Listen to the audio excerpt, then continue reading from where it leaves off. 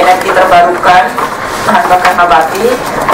Di sisi lain juga ada kebutuhan dan ada supply di skala tadi penggunaan di restoran atau catering atau rumah tangga.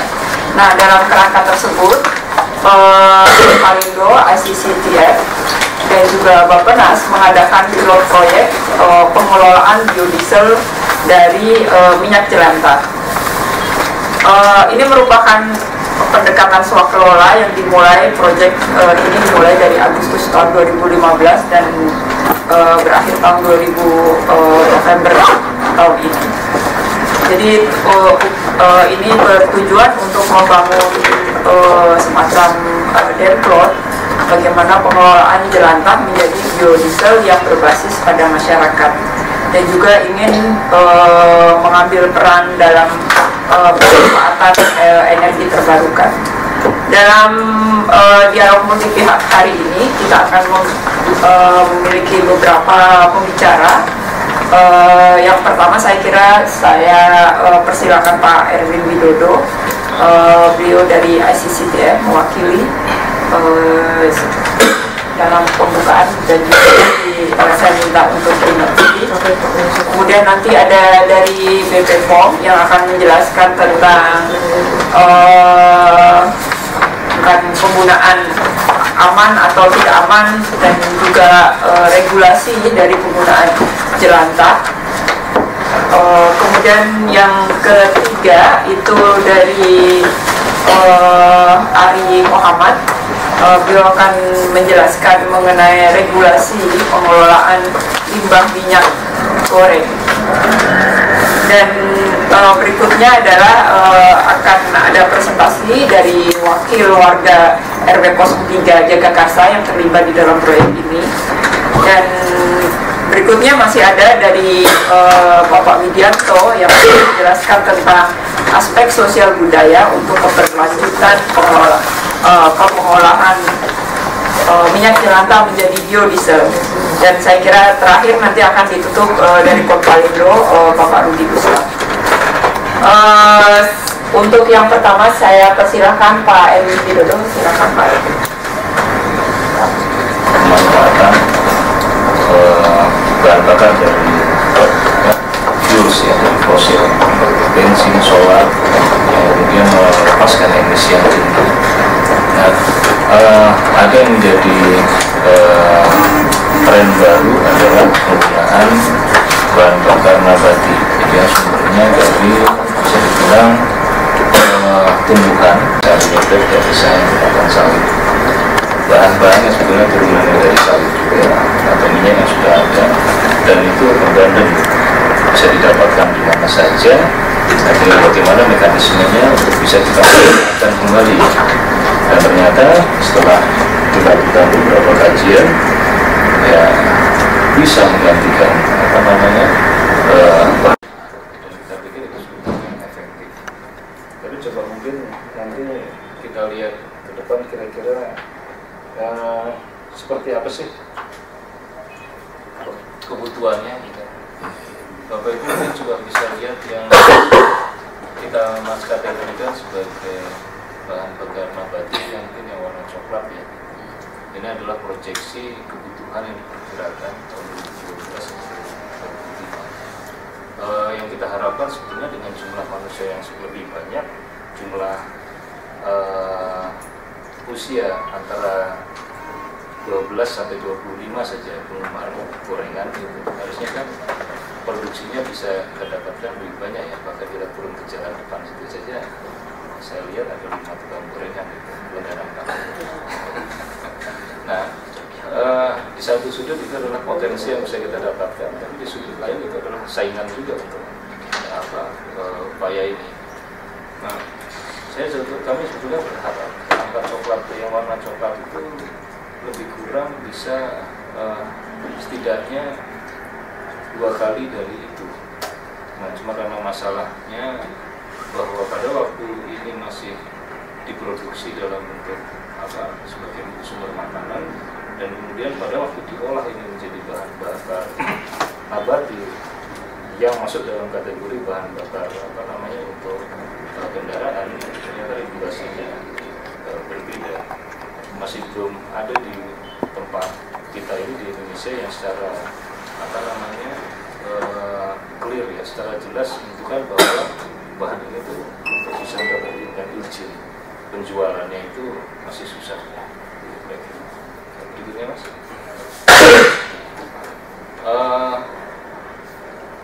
Memang pada waktu kita nanti semakin semakin berkembang, kebutuhan itu akan semakin tinggi. Kita bisa lihat bahwa ternyata bahan bakar yang kita upayakan ini yang warna biru itu, kita lihat di bawah, ini sebetulnya terkait dengan aturan pemerintah yang ada untuk bisa oplos itu istilahnya jelek ya, tapi paling nggak sebagai kombinan untuk diesel sehingga itu menjadi biodiesel kelihatannya semakin tinggi. Cuma memang kalau kita lihat apakah itu bisa tercapai juga pada 2035 itu dengan nilai yang hampir berapa persen itu, 3% ya dari total yang diperlukan. Kalau misalnya tidak didukung dengan supply yang ada, ya kan? Apalagi kalau jelantah kayak gitu, apa supply-nya bisa kita dapatkan. Terus kemudian apa kemudian legal? Soalnya kalau nggak legal nggak bisa masuk ke dalam kategori itu kan. Jadi dipakai tapi tidak masuk di dalam statistik, sehingga nanti pemerintah juga agak susah untuk menilai apakah tercapai atau tidak. Berikutnya, nah ini cuma sekedar bagaimana saat ini pemerintah melihat sumber daya yang kita sedang upayakan ini, dan jelas di situ kalau lihat yang di itu KTN tarif itu masih terbatas di biogas, biomasa, tenaga air, bahkan panas bumi. Nah, sedangkan untuk yang energi terbarukan itu masih mungkin sangat general, belum spesifik kepada sumber-sumber yang sebetulnya bahan dasarnya itu awalnya untuk kebutuhan lain seperti makanan, terus kemudian sekarang menjadi energi. Sehingga mungkin ini kalau terkait dengan slide yang sebelumnya itu apakah bisa tercapai seandainya yang di ini bisa belum bisa tercapai. Kemudian juga subsidi terhadap sumber energi yang lain juga ini kelihatannya masih relatif tinggi, sedangkan produksi untuk bahan bakar dari jelantah ini kan relatif masih mahal ya. Anggap aja 8.000 sampai 9.000 lah per liternya. Sedangkan bensin 6.500, 7.500, apakah ini bisa bersaing dengan dengan sumber yang lain di pasar ya? Itu yang makanya agak relatif sedikit perlu tambahan sedikit kebijakan yang bisa relatif mendukung. Kalau misalnya pilihannya antara dua, apakah yang lain subsidinya diambil atau yang produk kita ini itu juga disubsidi. Subsidi itu maksudnya bukan hanya dari segi pada waktu mekanisme penjualan juga, tapi juga ada subsidi dalam proses pembuatannya. Jadi misalnya insentif, mungkin subsidi insentif lain. Misalnya alat itu harus diimpor dari luar negeri, apakah harus dipajaki, atau misalnya kendaraan yang menggunakan biodiesel dari sumber ini itu kemudian pajaknya dikurangi dan seterusnya seperti itu. Yang mungkin nanti Mas Dr. Arun bahwa kami di Badan POM prinsipnya adalah mengawasi obat dan makanan. Dan kita ada berbagai minyak goreng secara umum disebutkan demikian. Ada yang berasal dari sawit, kelapa, jagung, matahari, zaitun, ada variasi ini. Masing-masing punya keunikan, masing-masing punya kekhususan untuk sebagai konsumsi. Saja bagaimana di Indonesia kita mengatur produk makanan itu sebelum diedarkan kepada masyarakat, ada standar-standarnya, sudah ada peraturannya. Ini dicontohkan saja satu, misalnya minyak goreng seprinsipnya. Jadi sudah ada peraturan Menteri Perindustrian, Menteri Perdagangan, Menteri Kesehatan bahwa semua minyak goreng yang dikonsumsi masyarakat harus mengandung vitamin A. Itu ada angka-angka kadar asam lemak, kadar bilangan peroksida, itu dikaitkan dengan mutu dan keamanan produk itu sendiri. Makanya di Indonesia itu yang paling banyak dikonsumsi adalah minyak dari sawit. Di lapangan itu ada minyak goreng yang dalam bentuk curah dan dalam bentuk kemasan. Dengan adanya program fortifikasi ini, maka akan diarahkan minyak yang akan kita konsumsi itu nanti akan dikemas semuanya. Dikemas karena mengingat supaya vitamin A yang dimasukkan di sana bisa benar sampai kepada kita. Kalau dalam bentuk curah, ada banyak tantangan yang menurunkan vitamin A tersebut. Beberapa peraturan mengatur tentang minyak goreng dikaitkan dengan keamanannya. Jadi angka-angka bilangan peroksida, angka-angka cemaran itu diatur di sana. Terkait mutunya juga diatur, misalnya kadar airnya maksimal berapa, vitamin A-nya harusnya ada berapa, juga diatur. Nah, ketika beredar juga diatur tentang labelnya, sehingga perlindungan kepada konsumen itu, hak konsumen ada di sana. Pokoknya semua produk yang beredar harus memenuhi standar peraturan minyak goreng sudah ada. Selain itu, semua produk yang beredar di Indonesia harus terdaftar, harus mempunyai nomor izin edar. Jadi ketika ini mungkin kami titip Bapak Ibu tidak melihat ini, ada mohon perkenannya melaporkan kepada kami supaya kami bisa melakukan tindak lanjut.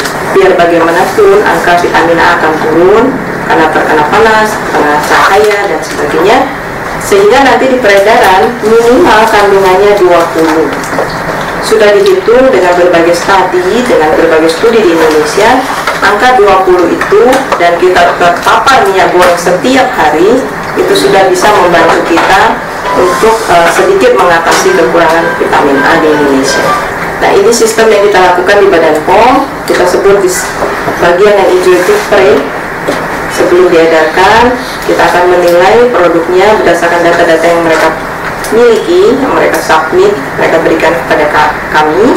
Lalu di lapangan kami akan melakukan validasi atau pengecekan kembali apakah mereka konsisten melakukan produksi sesuai dengan janjinya yang sudah kita sepakati. Ini contoh saja hasil pengawasan kami. Di 2013 ada 17% dari sampel yang kami ambil itu tidak memenuhi syarat. Di 2014 ada 11%. Apa yang menyebabkan tidak memenuhi syarat? Misalnya kadar airnya, kadar BHT-nya, kadar TBHQ-nya, bilangan peroksida dan lain-lain. Sekarang tentang jelantang. Jelantang tadi sudah disampaikan, ini sepertinya adalah definisinya mungkin ada di KBBI dan sebagainya, mungkin minyak goreng sisa memasak barangkali begitu ya. Nah, kita tahu memang di rumah kita pakai berulang. Jarang sekali kita satu kali pakai terus buang begitu. Minimal misalnya 2 kali, 3 kali. Menyadari kalau bisa melihat, karena hitungan 2-3 kali itu juga tidak bisa dipakai patokan. Kalau kita menggoreng produk-produk yang misalnya banyak melarutkan materialnya, tadi akan cepat hitam, akan cepat berubah warna. Kemudian juga kita tahu katanya di restoran-restoran, apalagi di restoran modern, di fast food itu yang penggunaan minyaknya sangat besar. Ada informasi memang dikumpulkan, kemudian bisa diolah kembali atau dioplos, jadi dicampur dengan yang minyak goreng yang baru, begitu, lalu didistribusikan kembali. Kami sendiri memang belum mempunyai data data yang otentik bagaimana sih perjalanan distribusi minyak sisa ini, minyak goreng sisa ini. Teorinya begitu, ketika minyak dipanaskan, dipakai untuk menggoreng apalagi, maka dia akan mengalami perubahan-perubahan. Ada proses-proses kimia, proses fisika yang di dalamnya itu yang akan menurunkan kualitas produk itu sendiri, bahkan mungkin menghasilkan material-material yang bisa merugikan kesehatan, mengganggu kesehatan. Tapi secara kimia itu ada asam-asam lemaknya menjadi terbentuk yang bukan yang kita perlukan, malah yang tidak diperlukan oleh tubuh. Belum lagi terbentuk menjadi ada radikal-radikal bebas yang mungkin kalau lama kelamaan di dalam tubuh kita juga dia akan karena dia bebas ya suka-sukanya gitu di dalam tubuh untuk membentuk apapun jadi boleh dikritisi. Yang kita kawal adalah yang tadi yang dapat nomor izin edar. Sementara yang sudah digunakan ini memang tidak bisa lagi dikatakan sebagai produk yang sama dengan produk yang mendapat izin edar karena dianggap dia sudah tidak lagi sama kondisinya dengan yang pertama. Karena minyak-minyak yang tadi sudah sisa penggorengan itu kita tahu mutunya sudah jelek, sudah turun dan bahkan mungkin akan berpotensi membahayakan kesehatan. Kalau memang ada upaya intervensi kepada rantai sisa minyak ini supaya dia tidak kembali ke dalam rantai konsumsi manusia tetapi digunakan untuk keperluan lain, mungkin itu adalah salah satu alternatif yang baik, apakah untuk energi atau untuk keperluan-keperluan lain sehingga kemungkinannya untuk kembali ke jalur konsumsi itu akan jadi lebih terbatas. Mungkin itu yang bisa kami sampaikan.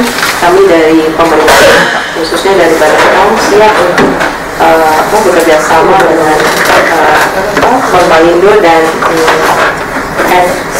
ICCT untuk melakukan kajian-kajian lebih lanjut. Terima kasih. Dan pemanfaatan limbah minyak goreng di DKI Jakarta itu dimulai sebetulnya sejak beberapa tahun yang lalu saat kedutaan besar ada sebuah unit yang namanya perubahan iklim di kedutaan besar Inggris itu melakukan sebuah studi mengenai ketersediaan potensi minyak jelantah di Jakarta. Lalu kemudian tindak lanjut dari studi itu kerjasama dengan kami, dengan Instrans, Institut Studi Transportasi, untuk mencoba menyampaikan agar kemudian potensi ini bisa diadopsi menjadi sebuah regulasi, karena pada saat yang bersamaan Jakarta kemudian memanfaatkan minyak jelantah ini sebagai biodiesel untuk transportasi kendaraan operasional di internal pemerintah DKI Jakarta. Dan minyak jelantah ini memiliki peluang ketika bagaimana diletakkan sebagai sumber energi terbarukan yang masih dimanfaatkan sehingga memiliki nilai ekonomi. Ini Bu, ini berdasarkan investigasi yang kami lakukan. Ya, ternyata persoalannya dari sumber limbah, lalu kemudian bagaimana pengumpul saat ini hotel sumber-sumber besar di Jakarta itu dari hotel, restoran besar, industri makanan itu oleh pengumpul ada dua pihak sebetulnya, pengumpul skala besar dan skala yang lebih kecil, yaitu para pengumpul atau disebut pemulung. Ya, pemulung ini ya dia berani membeli dari pengumpul besar maupun juga dari rumah tangga dan warung sederhana itu 2.000 sampai dengan 6.000 per liter. Dari pengumpul oleh pelapak dia bisa ditawar antara 2.600 sampai dengan 7.000 per liter. Ya, bahkan ada asosiasi namanya Aprobi yang kemudian dia mengumpulkan dan kemudian mengekspor ke Inggris, ke Jerman untuk dijadikan sebagai energi terbarukan untuk kendaraan transportasi publik mereka. Ya. Jadi sayang Bu, sebetulnya Indonesia dia menghasilkan minyak jelantah, tetapi pemanfaatnya lagi-lagi negara-negara maju karena mereka sudah memiliki kepedulian ya dan teknologi untuk itu. Ya. Ada dua pemanfaatan ya oleh mereka dalam pengolahannya. Jadi mereka biasanya mengumpulkan dalam satu dirijen ya yang isinya 156 liter, hanya dicampur dengan tepung sagu, kemudian diendapkan selama 24 jam, maka besoknya kemudian disaring untuk menjadi curah. Dan itu dijual antara sekitar 9.000. Ya, itu di bawah harga pasaran, beda selisih 1.000 saja. Hasil dari endapan yang 25% yang terendap itu kemudian mereka gunakan sebagai minyak jelantah. Dengan proses yang mereka lakukan, kemudian minyak jelantah itu dicampur dengan 30% solar 48. Dan itu dipakai oleh kendaraan-kendaraan besar, truk, di kawasan Pantura oleh pabrik ini Pak. Ini hasil wawancara, hasil investigasi kepada satu. Jadi mereka memproduksi minyak jelantah, sisi lain, tapi sisanya itu kemudian dipakai sebagai biodiesel yang dicampur 30% dengan minyak solar 48, jadi 70% dari minyak jelantah, 30% dari solar, kemudian dipakai oleh bis dan truk dengan kisaran 5.500 per liternya. Salahnya adalah kemudian dari pemulung juga banyak yang kemudian lari ke warung tenda, warung makan sederhana, pedagang gorengan, dan kata orang rasanya lebih sedap kalau pakai minyak jelantah katanya ya. Bau-baunya ada bau-bau Kentucky katanya.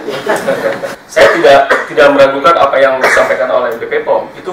Itu betul memperkuat apa yang sudah dilakukan oleh teman-teman di IPB dan di UI yang mengatakan bahwa ini seharusnya sudah bisa dimasukkan dalam kategori limbah B3. Ya, karena dampaknya sudah menjadi salah satu sumber kanker ya, karsinogenik dan kemudian persoalan-persoalan kesehatan lainnya. Jadi untuk persoalan itu sudah kita amini dan itu memang menjadi salah satu perhatian, dan ketika kita melakukan diskusi dengan para pelaku, mereka setuju bahwa itu sebetulnya sudah masuk bisa ke limbah B3. Kenapa itu harus dikategorikan sebagai limbah B3? Karena kalau itu kemudian diletakkan sebagai limbah B3, pengaturannya akan lebih baik. Ya, maka kemudian ada konsekuensi. Ya, si penghasil, si pengolah, si pengangkut itu memiliki kriteria agar kemudian mereka diperlakukan sebagai limbah B3. Ada pemanfaatannya, ada penyimpanannya, ya, seperti itu. Dari tim ini menyarankan bahwa instrumen yang paling cepat di dalam pengaturan itu adalah Pergub, peraturan gubernur bukan Perda. Kenapa? Karena Pergub hanya untuk mengatur kepada internal si pemerintahnya itu, ya, sehingga kemudian akan lebih baik kalau kemudian Pergub. Perda bisa, tapi perjalanannya begitu panjang.